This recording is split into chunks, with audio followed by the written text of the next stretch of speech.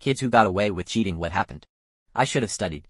The thought hit me like a brick as I walked into class. Seeing the test papers already stacked on Mrs. Riley's desk, my stomach dropped. Algebra had been kicking my butt all semester, and today's test was supposed to cover everything: formulas, equations, word problems. All of it. I slid into my seat, my mind racing. Then, an idea. The bathroom pass. I raised my hand. Mrs. Riley, can I go real quick before the test?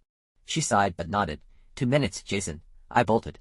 Inside the stall, I pulled out the tiny notepad I kept in my pocket and scribbled down every formula I could remember. My hands shook as I folded the paper into a tight square and slipped it under my sleeve. Perfect. Back in class, Mrs. Riley handed out the tests.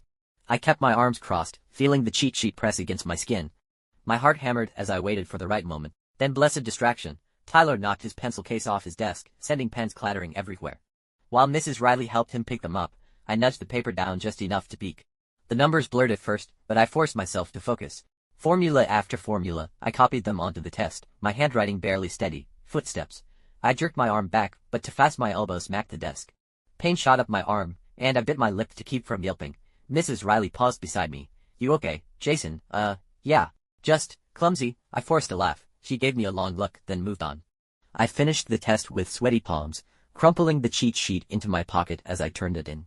The next day, Mrs. Riley handed back the graded papers. My heart nearly stopped when she placed mine face down on my desk. I flipped it over, 98% in bright red ink. A grin spread across my face. I had gotten away with it. And as I shoved the test into my bag, I made a silent promise to myself. Next time, I'll study, probably.